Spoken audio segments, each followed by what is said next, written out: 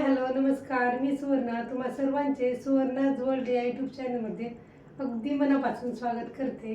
तर आज आपण रेशनिंगच्या तांदळापासून खिचे पापड कसे बनवायचे याची रेसिपी पाहणार आहोत. तर इथे मी रेशनिंगच्या तांदळापासून खिचे पापड बनवणार आहे. तर त्यासाठी इथे मी 1 किलो तांदूळ घेतलेले आहेत. तर खिची पाडणे म्हणजे आपले हे तांदळाचं पीठ आहे ना, ते शिजवून घ्यायचं आहे. आपल्याला कशा प्रकारे खिची पाडून घ्यायची आहे. त्याचबरोबर हे तांदळाचे पापड तळल्यानंतर अगदी दुप्पट होतात आणि तळल्यानंतर बिलकुलही तेल शोषून घेत नाही. अशा प्रकारचे आपले हे तांदळाचे पापड होणार आहेत. आणि त्याचबरोबर हे तांदळाचं पीठ आपल्याला किती वेळ शिजवून घ्यायचं आहे, तांदळाच्या पिठामध्ये किती प्रमाणामध्ये पाणी टाकायचं आहे, हे सर्व मी या व्हिडिओमध्ये सांगणार आहे. छोट्या छोट्या टिप्स तुम्हाला सांगणार आहे. त्यासाठी आजचा व्हिडिओ तुम्ही संपूर्ण पहा. चला तर आता आपण पुढे व्हिडिओला सुरुवात करूया. मी इथे 1 किलो रेशनिंगचे तांदूळ घेतलेले आहेत. रेशनिंगच्या तांदळाऐवजी तुम्ही कुठल्याही प्रकारचे तांदूळ वापरू शकता.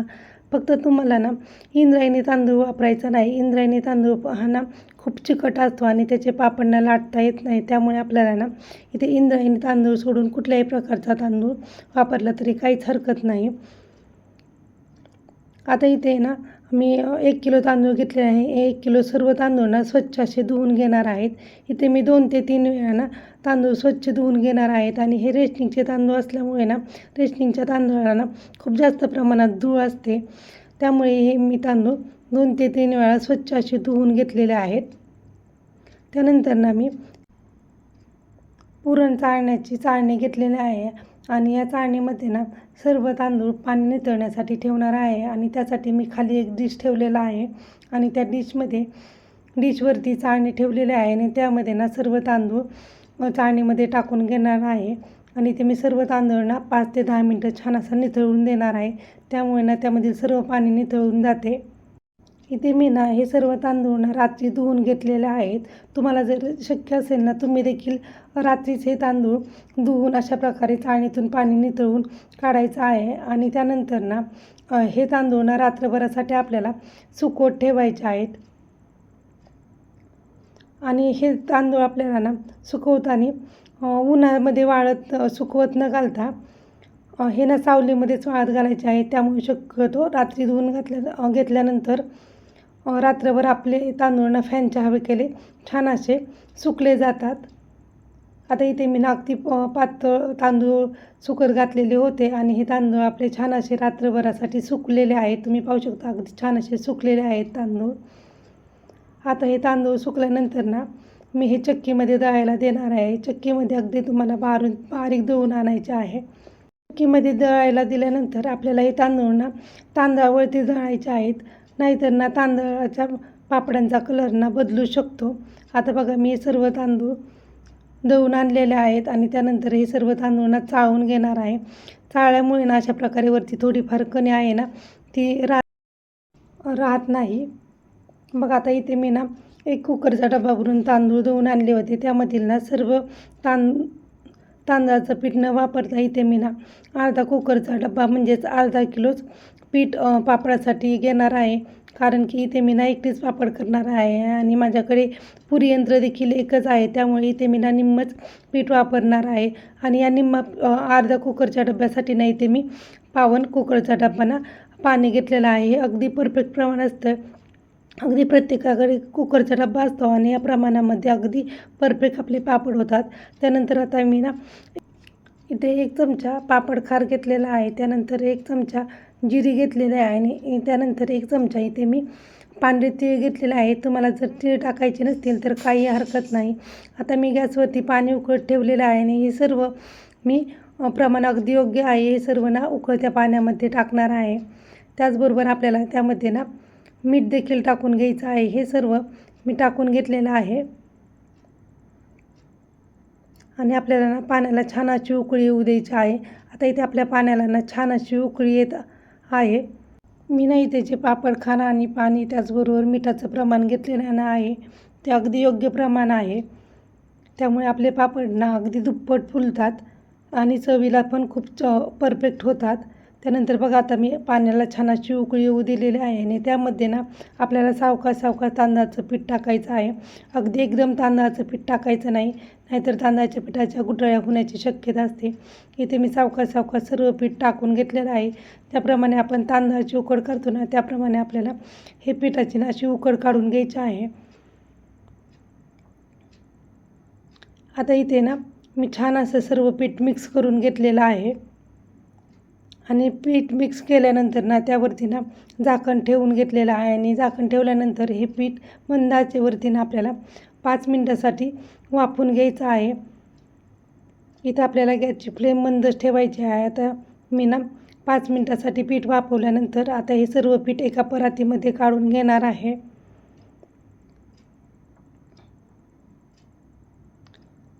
आता इथे मी सर्व पीठ परातीमध्ये काढून घेतलेलं आहे आणि इथे मी ना अशा प्रकारचे मॅशर घेतलेलं आहे आणि या मॅशरच्या साहाय्याने ना हे सर्व पीठ ना पूर्णपणे मॅश करून घेणार आहे. आणि हे पीठ ना गरम असतानाच आपल्याला मॅश करायचं आहे. त्यामुळे इथे मी ना मॅशरचा वापर केलेला आहे. त्यामुळे ना आपल्या हाताला चटका देखील बसत नाही आणि पीठ देखील छान असं मळता येतं. अगदी मऊ पीठ बघा दिसत आहे सुरुवातीला जे दिसत आहे. आणि अशा प्रकारे ना मी त्यानंतर ना पिठाचा अगदी छान असा गोळा तयार केलेला आहे. आणि त्यानंतर इथे मी ना मेदूवड्यासारखे ना काही गोळे करून घेतलेले आहेत. त्यांना हे मेदूवड्यासारखे केलेले गोळे इथे मी कुकरच्या डब्यामध्ये ठेवलेले आहेत. त्याचबरोबर ना काही असे उबड देखील गोळे करून घेतलेले आहेत आणि हे सर्व मी गोळे कुकरच्या डब्यामध्ये ठेवलेले आहेत. त्यानंतर इथे मी ना एक कुकर घेतलेला आहे. त्यामध्ये ना 1.5 ग्लास पाणी टाकलेलं आहे. त्यामध्ये अशा प्रकारचं स्टँड ठेवलेलं आहे आणि कुकरमध्ये ना मी हे कुकरचा डब्बा ठेवलेला आहे आणि त्यावरती आपल्याला झाकण ठेवून घ्यायचं आहे आणि आपल्याला कुकरच्या 3 ते 4 शिट्ट्या करून घ्यायच्या आहेत. आता इथे ना कुकरच्या 3 ते 4 शिट्ट्या झालेल्या आहेत. इथे मी कुकरच्या 3 ते 4 शिट्ट्या करून घेतलेल्या आहेत. त्यानंतर बघा कुकरच्या आपल्याला पूर्णपणे हवा जाऊ द्यायची आहे. त्यानंतर बघा इथे मी कुकरचं झाकण खोललेलं आहे आणि आपलं पीठ अगदी मऊ असं शिजलेलं आहे. तुम्ही पाहू शकता इथे आपलं पीठ छान असं शिजलेलं आहे. त्यानंतर बघा खूप मऊ असं पीठ शिजलेलं आहे आपलं. आता हे सर्व पीठ ना मी पुन्हा एकदा परातीमध्ये काढणार आहे आणि पुन्हा एकदा हे सर्व पीठ ना मी अगदी मळून घेणार आहे आणि हे सर्व पीठ ना आपल्याला अगदी गरम असतानाच मळून घ्यायचं आहे. इथून पुढची प्रोसेस आपल्याला जरा फास्ट करायची आहे. का तर पीठ थंड झाल्यानंतर आपल्याला त्याचे ना पापड फास्ट लाटता येत नाही. त्या बघा आता इथे मी ना पीठ चांगलं मळून घेत आहे. पीठ मळताना ना आपल्याला जास्त तेलाचा वापर करायचा नाही, तर इथे मी ना थोडंसं तेल हाताला घेतला नाही. पीठ आहे आपल्या हाताला बिलकुल देखील चिकटत नाही. पण आपल्याला इथे ना जास्त तेलाचा वापर करायचा नाही. इथे मी संपूर्ण पापड करताना कुठेही तेलाचा वापर केलेला नाही. फक्त अगदी शेवटना पीठ मळताना ना थोडंसं हाताला तेल लावून घेतलं होतं. जास्त तेलाचा वापर जर केला ना तर पापडाचा ना तेलकट असा वास येतो. त्यानंतर बघा इथे मी ना जे पीठ मळलेलं होतं ना त्यामधील निम्मच पीठ घेतलेलं आहे आणि निम्म पीठ मी पुन्हा कुकरमध्ये ठेवलेलं आहे आणि निम्म्या पिठाचे ना अशा प्रकारे जाड रोल बनवून त्याचे सुरीच्या साहाय्याने ना गोळे बनवून घेणार आहे. त्यामुळे गोळे पटकन बनवले जातात आणि जे राहिलेले पीठ मी कुकरमध्ये ठेवलेलं आहे ते पीठ देखील थंड होत नाही. आता इथे मी ना सर्व गोळे करून घेतलेले आहेत आणि इथे मी ना एक छोटंसं पातेलं घेतलेलं आहे आणि हे सर्व पातेल्यामध्ये मी गोळे ठेवणार आहे. त्यामुळे आपले हे गोळे ना थंड होत नाहीत. हे गोळे जर थंड झाले ना तर आपले पापड ना खूप पातळ होत नाही आणि पापड लांबत देखील नाही. त्यामुळे ना मी काही पीठ जे कुकरमध्ये ठेवलेलं आहे ना ते आपल्याला सर्व पीठ एकदम काढायचं नाही, तर जेवढे गोळे करायचे आहेत ना तेवढंच पीठ आपल्याला ना बाहेर गोळे बनवण्यासाठी काढायचं आहे आणि राहिलेलं पीठ मी पुन्हा कुकरमध्ये ठेवलेलं आहे बघा. त्यानंतर ना इथे मी एक पुरी यंत्र घेतलेलं आहे आणि त्या पुरी यंत्राच्या आकाराचा इथे मी एक प्लॅस्टिकचा कागद कट करून घेतलेला आहे आणि त्यावरती ना फक्त सुरुवातीलाच आपल्याला एकदा तेल लावून घ्यायचं आहे. आता इथे मी ना तेल लावून घेतलेलं आहे आणि तेल लावल्यानंतर ना इथे बघा मी एक गोळी ठेवलेला आहे आणि ती गोळी ठेवल्यानंतर ते पुरीयंत्र आपल्याला अशा प्रकारे प्रेस करून घ्यायचं आहे.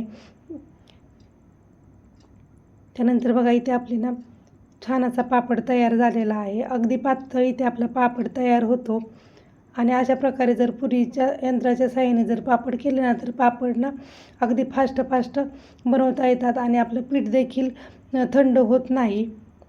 तर आता इथे मी ना अशाच प्रकारे आणखी एक पापड तुम्हाला करून दाखवते.